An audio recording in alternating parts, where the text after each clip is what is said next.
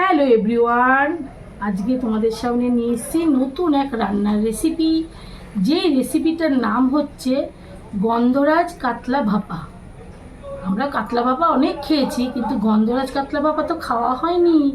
তাহলে তো সেটাই করতে হবে। চলো কেমন করে করছি তোমরা দেখে নাও।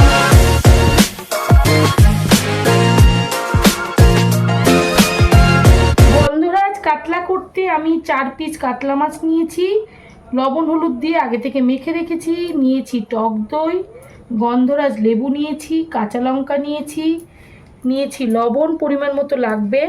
এখানে নিয়েছি সাদা সর্ষে, নিয়েছি আমি পোস্ত, নিয়েছি আমি জিরের গুঁড়ো আর সাথে সর্ষের তেল। প্রথমে আমি এই যে ফ্যাটানো টক দই আছে, এর মধ্যে আমি আন্দাজ মতো আমি সমস্ত মশলাগুলো দিয়ে দেবো 1 চামচ সর্ষে, সাদা সর্ষে দিয়ে দেব। আমি এখানে পোস্ত একটু বেশি দেব, পোস্ত 3 চামচ মতো দিলাম এই চামচের। দিয়ে দেব একটু জিরে গুঁড়ো একদম কম হবে। আর দিয়ে দেব এখানে সর্ষের তেল, এটা আন্দাজ মতোই দেব। আর দেব 1 চামচ মতো লবণ। সব কিছু ভালো করে মিশিয়ে নেব। মিশিয়ে তারপরে এই যে মিক্সিং বোল, এর মধ্যে সবটা ঢেলে দেব, তার সাথে কাঁচা লঙ্কাটাও দিয়ে দেবো। চলো এটাকে ভালো করে মিশিয়ে এখন এটার মধ্যে ঢেলে নিই। এবার সমস্ত কিছু মিক্সিং বোলে পড়ে যাচ্ছে। প্রথমে চলে যাচ্ছে লঙ্কা, তারপরে এই যে সমস্ত কিছু মিশিয়েছি সেটা এখন ঢেলে দেব। এই যে মিক্স করে রেখেছিলাম, এটাকে আমি 5 মিনিট রেখে দিয়েছি। 5 মিনিট পরে আমি এই মিক্সিং বলে দিচ্ছি, যাতে এই যে পোস্ত সর্ষে এগুলো একটু নরম হয়ে যায়, তাহলে পেস্ট করতে আমাদের সুবিধা হবে। সেই জন্যে করে নিয়েছি। এর মধ্যে অল্প করে একটু জল দেব, দিয়ে পেস্ট করে নিই। এখানে সুন্দর করে একটা পেস্ট করে নিয়েছি। দেখো কি সুন্দর হয়েছে, থিকনেসটা কিন্তু খুব বেশি পাতলাও না আবার বেশি মোটাও না। এর মধ্যে এবার মাছগুলোকে সব ডিপ করব, একটা একটা করে ডিপ করে দেব। এইভাবে প্রত্যেকটা মাছকে ডিপ করতে হবে।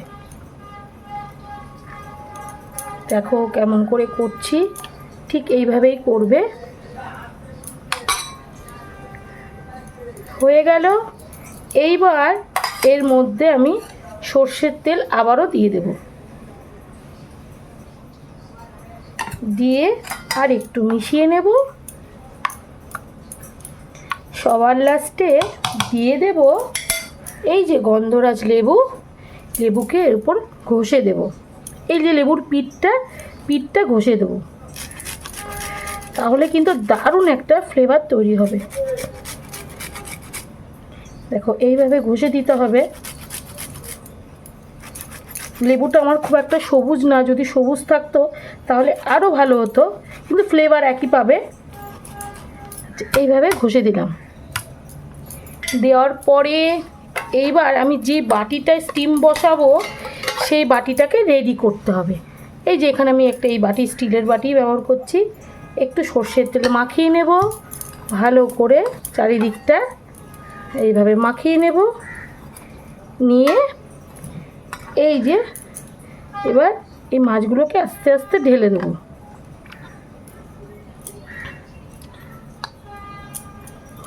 ভালো করে সুন্দর করে দিয়ে দেব। ওপর দিয়ে দেব 2টো কাঁচা লঙ্কা। এবার মাছকে স্টিমে বসাবো। আগে থেকে জল স্টিমে বসিয়ে দিয়েছি।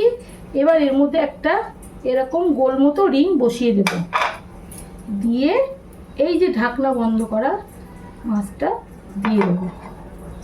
দেখো এইভাবে দিতে হবে, দিয়ে আর কিছুই না, ঢাকনা বন্ধ করে 20 মিনিট এরকম স্টিমে রাখতে হবে। তারপরে ফিরে আসছি, কেমন হয়েছে তোমাদেরকে দেখাচ্ছি। বন্ধুরা 20 মিনিট পরে ঠান্ডা করে তারপরে তোমাদের সামনে নিয়ে এসেছি। দেখো কি সুন্দর হয়েছে। আমি এই বাটিটায় একটু ঢেলে তোমাদের দেখাচ্ছি। তাহলে বুঝতে পারবে কতটা সফট হয়েছে। এই দেখো, দেখেছো কত সুন্দর হয়েছে। এই দেখো, একটু টেস্ট করে দেখো।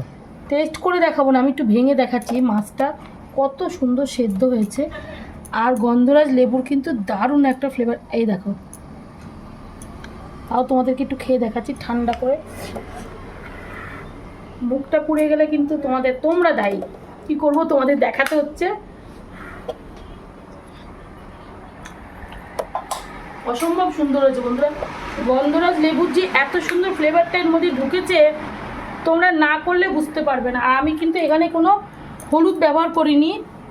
দেখো কি সুন্দর কালার এসছে, খুবই সুন্দর।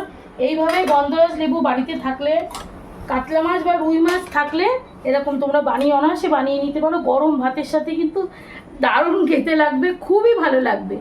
আর আমার এই রেসিপিটা যদি তোমাদের ভালো লাগে তাহলে একটা লাইক, শেয়ার, কমেন্ট, আর যারা নতুন দেখছো তারা কিন্তু অবশ্যই করে সাবস্ক্রাইব করবে। তা নাহলে নতুন ভিডিও পরের ভিডিও তোমরা দেখতে পাবে না। ততক্ষণে গুড নাইট, টাটা।